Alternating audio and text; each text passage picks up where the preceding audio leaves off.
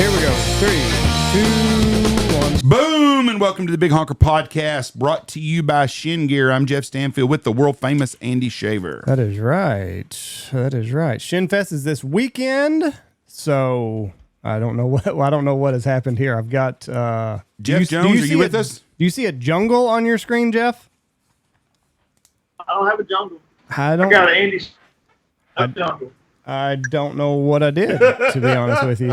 I'm looking at Andy's screen. Looks like Tarzan's fixing to come flying through any minute. Yeah, I don't know what just happened. I was playing with something, and then I lost your video, and somehow now we're in a jungle. So, oh, that's awesome. Honestly, I'd probably rather see the jungle than me.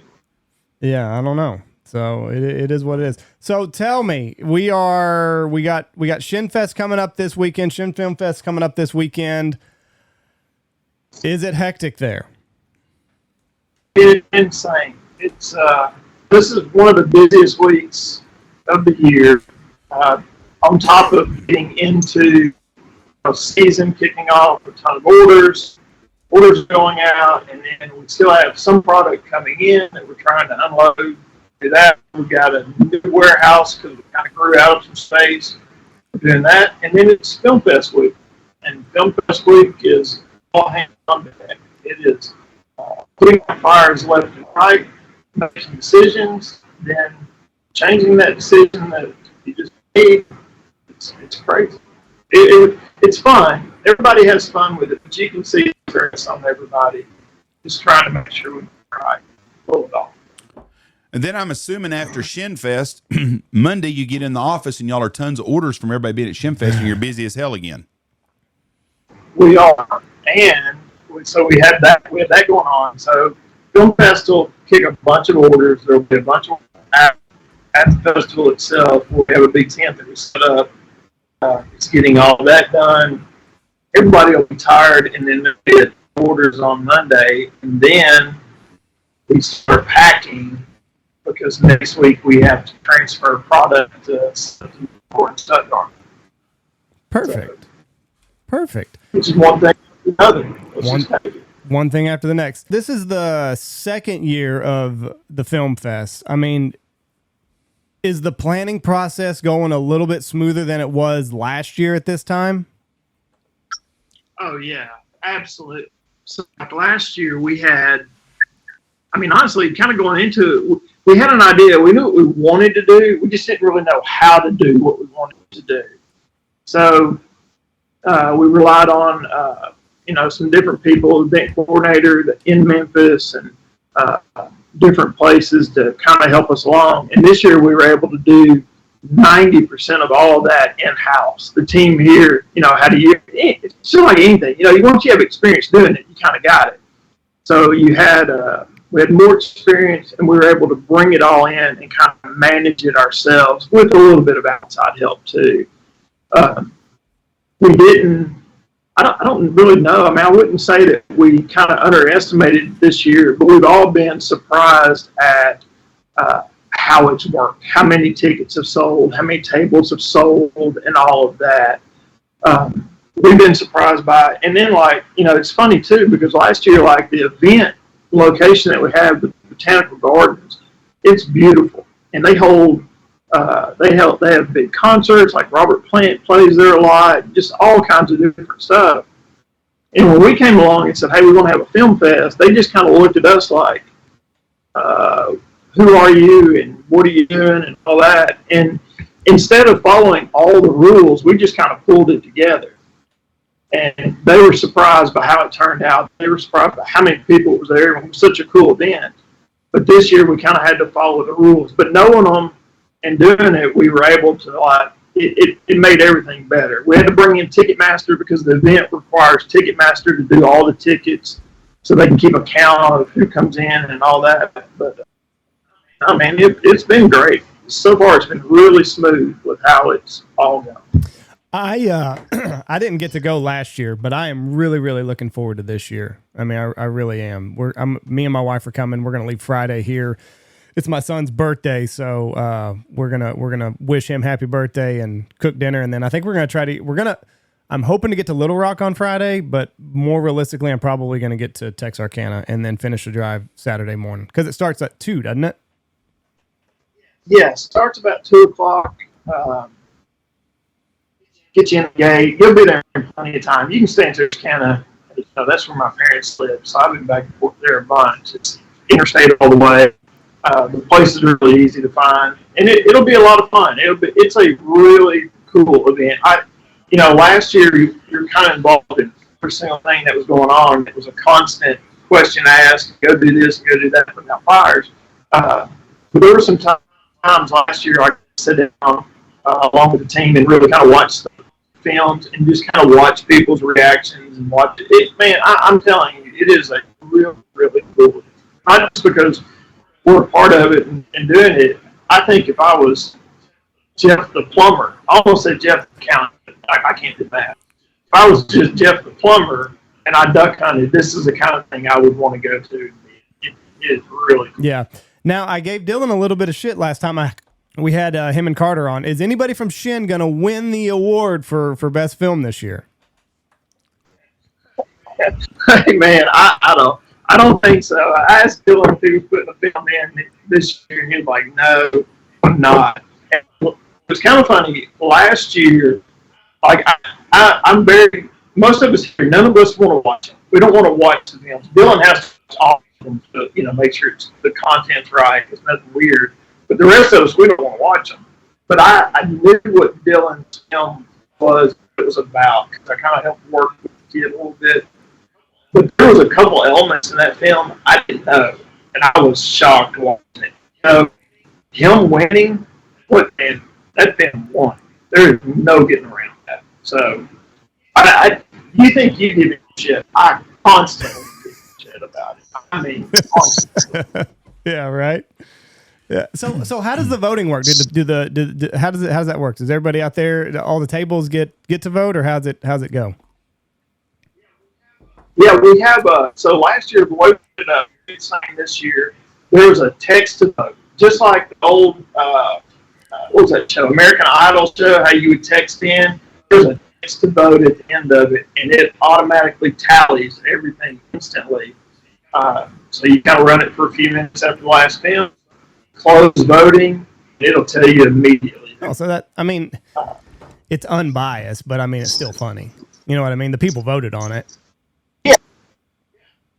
Yeah. I'm looking for how many films are there going to be this year?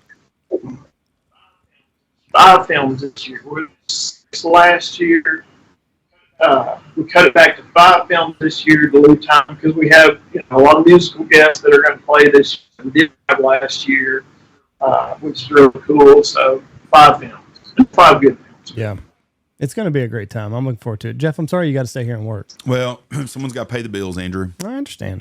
So I'm going to stay home and pay the bills. I'll tell you.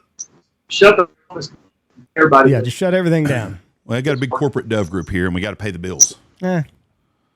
Rebook. What is it? Is it the Tennessee Alabama game this week? No, that was last week. No, that was last. Is it Tennessee, Georgia. Yeah. Georgia. Yeah, that's what it is. Yeah. So that game will be on. We'll put that game up on the screen.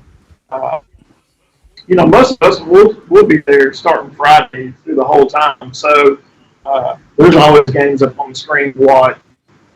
Things like that. Yeah. So, yeah, I know you're always looking like a year ahead, right? Like you've done this year's release, and then like now you're already kind of focusing on garments for next year. Can you give us any teasers as to what might be coming down the pipeline for spring, summer of next year?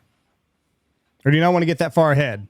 Well, there's categories of products that we're not in yet that we wanted to make sure we were covering those products and get the use out of them. So we're doing that. So we're kind of broadening the line to cover products that we're not in that you need. Footwear continues to be a huge growth for us with the Scout boots and the different kinds of knee boots, now the surface line Scout boots. So we really focus on putting out good quality footwear. Still working on the waders. But as far as next year, it's really kind of expanding into things that we're not in. Right. I see Now, you working your hands a lot. I see Work you my hands. got the jazz. I see you got the jazz hands. So the fleece line Scout boots just came out. Those ought to be big hits because the Scout boots, I'm wearing some right now. I wear them all the time. That's my winter shoe. In the summer, I'm wearing Columbia tennis boat shoes, and in the winter, I wear your Scout boots. That's all I ever wear. Airports, wherever I go, they're comfortable.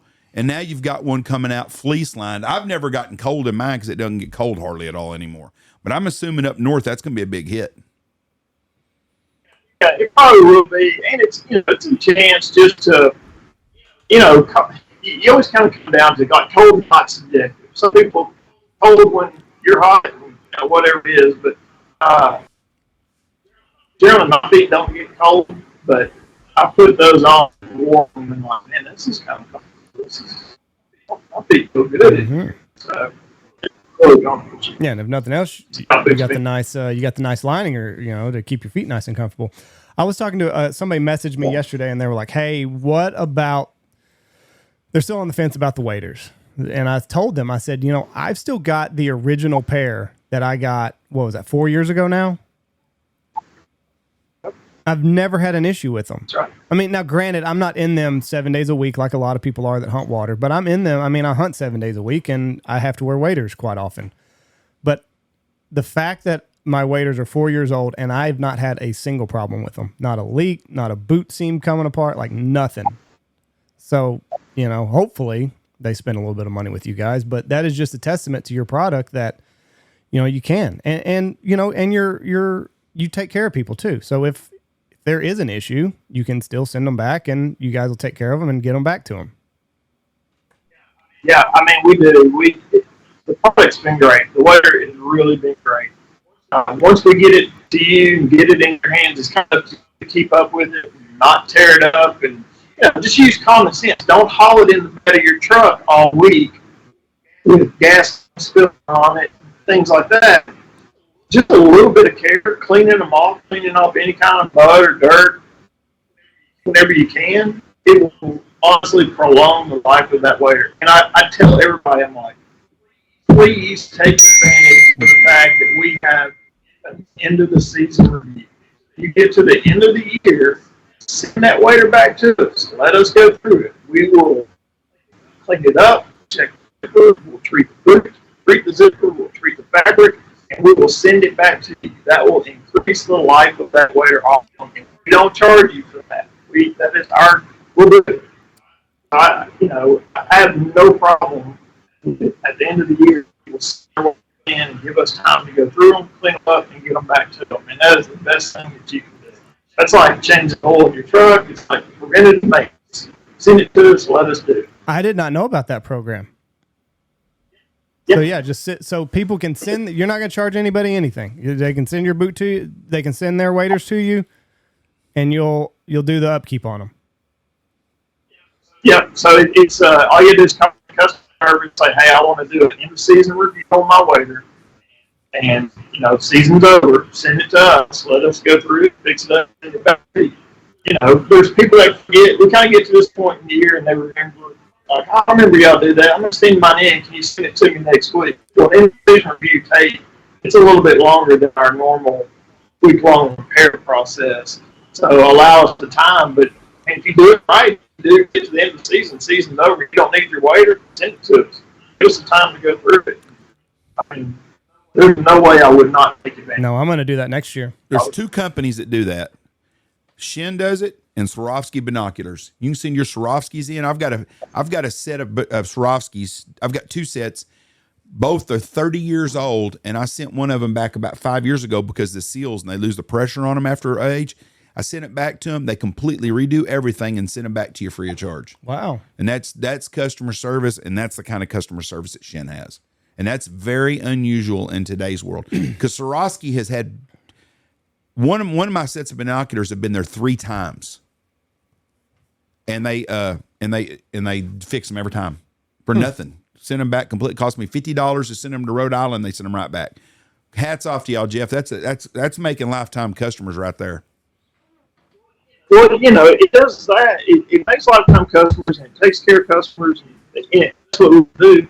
But also on my end, man, I get to see, and the whole product team, we get to see how people care for a waiter all year. We get to see what condition they come back in. We can go through them. We start seeing little things that gives us a chance to improve, do outside of our normal testing. Yeah, it's a win, honestly, a win for everybody. Right, yeah. I mean, yeah, it definitely, like you said, it's just maintenance is all it is. And you don't need your waiter for the next 6 months anyway, most likely. Yeah, and it doesn't take that long, but we like to get them, we like to spend just a little bit of extra time with them. So we're not in a rush to get it back. We can really clean them up and bring them out to work. Listen, I'd be all for you keeping mine through September. That way I don't have to wear them for teal season. I can make somebody else wear it. I can make somebody else go out there and pick up and put out decoys. Keep mine in November and I can just blame you guys. Boy, I tell you what, I'm worried about I'm worried about us having water next year everywhere. I have a feeling we're looking at a big, nasty drought right in the face. When you don't get rain in September and October, you're not going to get rain till next May. Mm-hmm. I mean, on a typical average deal, and it's dry. You said y'all are dry in Arkansas? Yeah, we haven't had, in the area that I'm in, we haven't had rain in October. So we're, I saw on the news the other day, we're 2.5 inches behind where we should be. We had a pretty decent spring and summer with rainfall. We have some water in reservoirs, we have some waters in the rivers. We wouldn't need a whole lot, but man, if we could get through Film Fest on Saturday, if we get to Sunday, and Jesus wants to turn the showers on, we'll take it. Yeah, we have had no rain in the last 4 weeks. I can't remember ever going through an October without getting some rain, because usually anytime you get a front, you get rain. We've had 3 dry fronts in a row in the last 3 weeks. Nothing at all. But we had a wet April, May, and June, so we've got good waterfowl water for this year.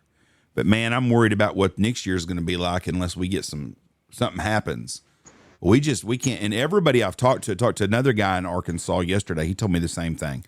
I talked to guys in southeast Kansas are dry. Around Great Bend, they're dry. Western Oklahoma's dry. I guess Blake and Nebraska and them have had rain. I don't know, but nobody else has rain anywhere. It's dry. It's a bad weather pattern. It is. And you got to kind of get the positive too. We have access to, there's a lot of farmers that come into the shop from Arkansas, West Tennessee, Mississippi every day. They're benefiting because they are not going to harvest out. Several of them, I know some big farmers, they're done. They're like, no, I'm done. I'm cleaning the equipment, I'm putting stuff up, and I'm stepping up rows for next year. So I've seen it years where they couldn't get their harvest out until almost Christmas because of rain.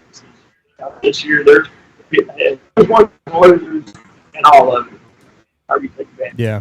I don't know what the cold, wet weather pattern is, because I saw we're in La Nina, that's dry, and then I saw somebody else posted something from a couple years ago. We were in an El Nino, and they were predicting hot and drier. So I don't know. Every weather pattern's hot and dry. Every weather pattern, it seems, is hot and dry now. That's it. And it's strange. It's not.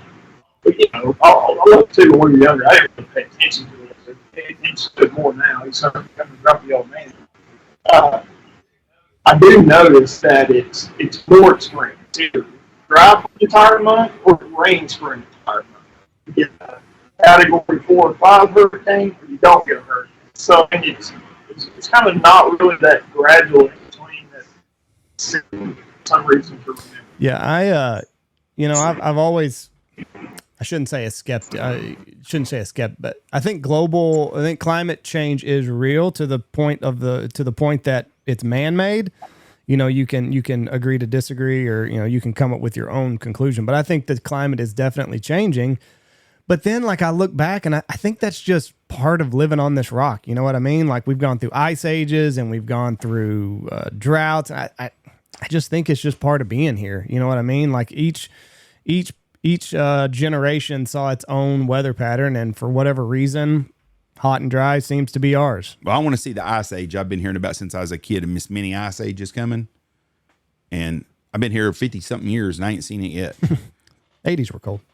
No, we had times. I've lived through 2 historical lifetime floods. So that was, 2008, we flooded over in Arkansas where my camp is, outside of Clarendon. The river got to, I won't say, whatever it got to. We flooded out, and they said, this is a once-in-a-lifetime flood.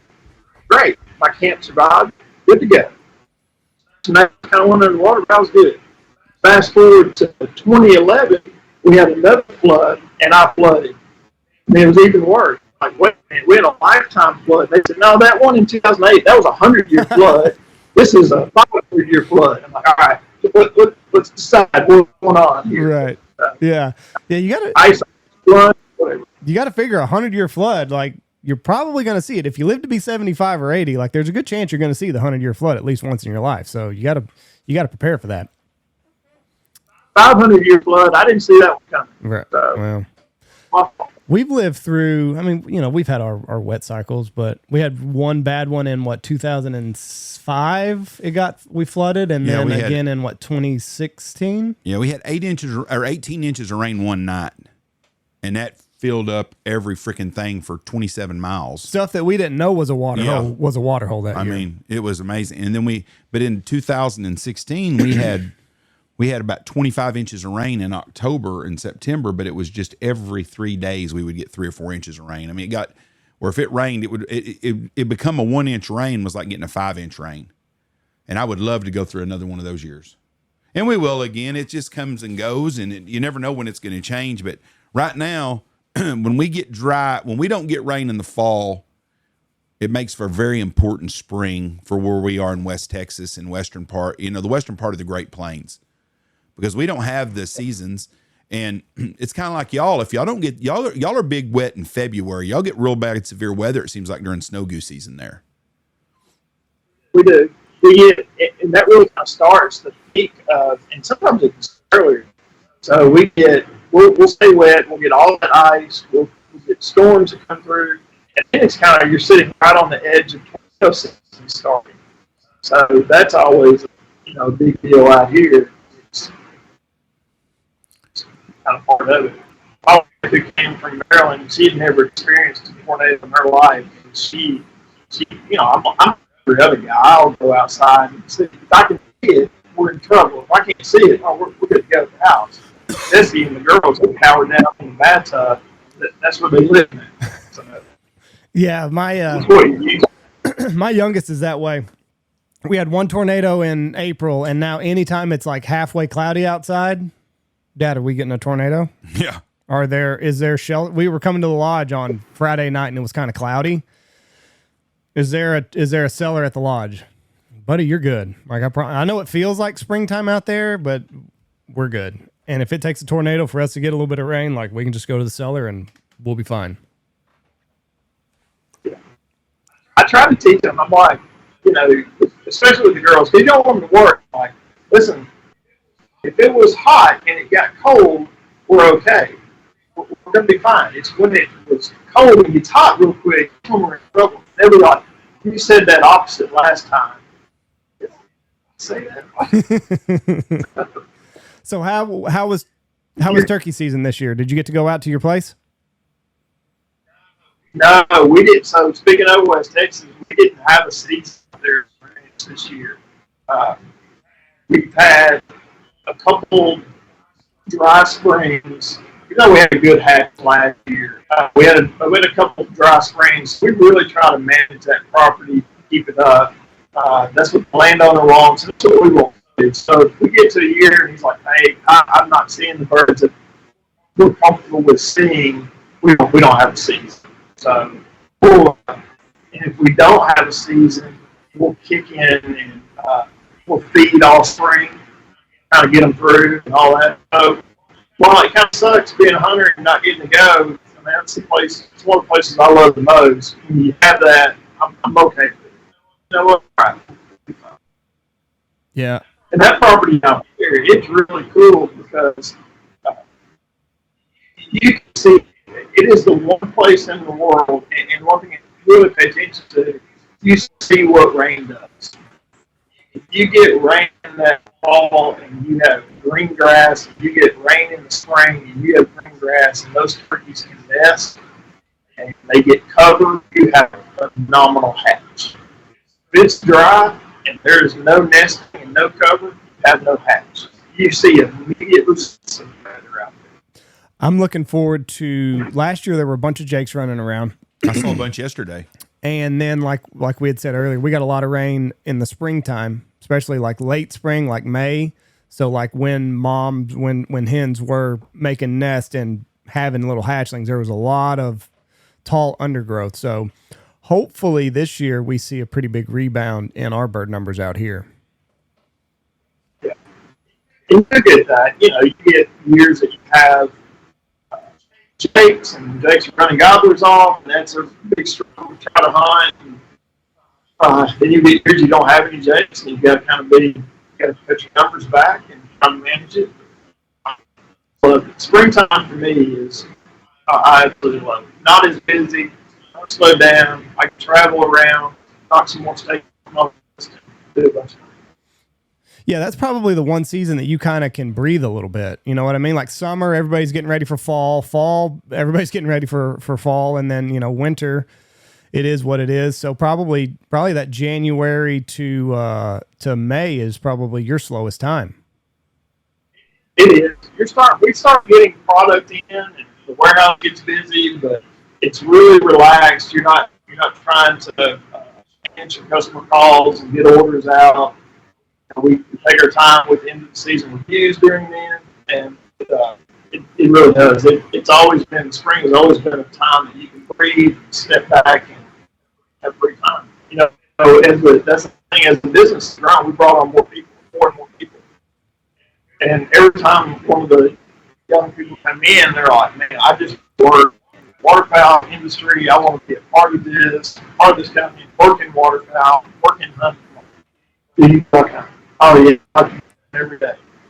This is probably not going to work. This is when we're busy. Yeah. So, you got to manage everybody's time. I try to be, everyone here tries to be real helpful. Like, give everybody a chance. When the birds get here, give everybody a chance to hunt, out, do all that. But we also have to work because that's when the customers need our product. Yeah, if you want to ensure that you're not going to hunt as much as you did before, get a job in the waterfowl industry. That's true. I mean, even on guides, everybody's, man, I want a guide. I want a guide to hunt every day. I know a ton of guys that haven't carried guns in years. Yeah. Some still do. Some hunt a bunch, shoot them, some don't. I mean, my guides don't hardly. I hunt 7 days a week most of the time, and I won't go through probably 2 boxes of shells this year. Unless we just go on like a fun hunt or something on Thanksgiving or Christmas or New Year's with my kids, I'm not going to shoot it all. But it's just the nature of the beast. We've talked about it before. Yeah, that's a lot. If a guide is shooting every single day, that's a lot of ducks or geese that's not in circulation anymore. And you're going to need those in December and January. Yeah, you are. But, some people don't agree, but it is what it is. Last couple questions. We're going to start wrapping up because I know that you're a busy guy. It's amazing to see the growth that you guys have had over the last 4 years. You started out, you dominated your niche, started out as a waiter company, and then you've expanded, and it seems like you've done everything right. I know that you hoped that you would get here, but were there ever times that you were just like, shit, are we ever going to get over this hump? I don't know if it was that question. I think it was a little more of a, I guess, right before we came out and we got going, we were wondering, is this really going to work? Is everything I just put on my kid's future, my career, my home, is everything going to work? And you got to like that. So I tell people all the time, got to that initial launch day, we were selling waiters, we had waiters going out, and then we had things like people were buying license plates, and they were buying T-shirts, and they were buying stickers. And that told me from that point on for that entire year that the market had accepted the brand. And I was like, we're going to be all right. We really are. The brand is going to be accepted, solve the problem. People like the product we're putting out. We're going to be fine. Then it became, I think it'll take us X amount of years to get to this point. That was completely what you thought was your 5-year plan was a year and a half or 2 years you were there. So then it was trying to grasp a hold of what did you just create, what happened, and where's it going to go from there. And it's just trying to play catch up and bring people in that can help you and bring people in that have really good ideas and knowledge of forecasting and planning and all of that. So I wasn't worried that it wasn't going to work, but I worried it was growing so fast and getting to the point. But man, we've really been able to add to the team and get people to help us out. Yeah, because that's another part of the problem. Like you start growing so fast, and then you just collapse under your own weight almost. Yeah, and we're very structurally kind of look at the business. You go, what? It's set from the ground up. You try to build something. You got to have a good, solid, and that's what we tried to create: is a good, solid base here. There's little things like you're trying to forecast. You're trying to say how many waiters do we need, how many overnight jackets do we need, and a lot of times you've got some sales, but a lot of times it's a guess. We introduced that wax wool sweater this year. We sold out in the first 14 days. Wow. You're like, oh, that would last all year. That didn't work. So you kind of turn right around and you try to buy more and get them in, and meet demand. So you're going to miss things. You're going to miss stuff along the way, but we're doing the best we can. We're really getting a lot better at how we plan it. That wax canvas sweater, I love that. I got that about a month ago, and I think that's going to be my. If it gets cold enough, like we talked about earlier, I'm a little bit worried you're going to have to come out with some shin shorts for my November here coming up, but I really hope I get to wear that thing out because it looks good. Yeah, I like. You can tell it's going to it'll shed that wind, which is the biggest thing. I mean, that's what makes it cold is wind. And a little bit of moisture in the air, the wax kind of keep it off of you. I like it. That wax vest is a Northerner vest. Yeah. That sucker's heavy duty, boy. Yeah. Woo. Everything you guys make, like I said, it's all been phenomenal. The last month of season here, not quite the full month. And I can watch everybody as we head water. Everyone's out hunting quite a bit. That wax sweater was a favorite brand. Yeah. Like I said, everything you guys have done so far, I mean, it's all been top-notch stuff, and we are proud to be associated with you guys. So keep up the good work. It's been a lot of fun to watch you guys grow. I will see you in just a couple days. Looking forward to finally meeting you in person, and hope the rest of your week goes well, and hopefully there's not too many hiccups between now and Saturday. Oh, man, I hope so. It'd be good to see you. It'd be good to have you here. If you need me, text me or call me, but it'll be a while before I get back to you. That's no problem at all. But like I said, we're hitting the road Friday, and we'll be there Saturday. So we're looking forward to seeing you in Memphis. It's going to be a lot of fun. Everybody listening, go out and go to Shinfest in Memphis, Tennessee. Come back. Yeah, how's that work? Can anybody get in still? there's still general admission tickets for sale on the website. There's VIP tables for sale on the website, and there's table seats for sale on the website. So they'll stay open, I think, until Friday. All right. So it's It's not too late to get a ticket. Not too late to get a ticket if you hadn't yet. So hopefully we'll see everybody out there. Come on. All right, Jeff, my man, we're gonna let you go. Thank you, sir. I appreciate you very much. You have a great day, and God bless y'all. See ya. Bye. Y'all. Jeff Jones with Chene Gear and the Chene Film Fest this weekend in Memphis, Tennessee. Hope to see everybody out there. Yep. Andy will be there and Jesse will be there. That's right. Jeff will be working. The world traveler Andy will be on the road. That's right. Love you. Bye. Watch for deer.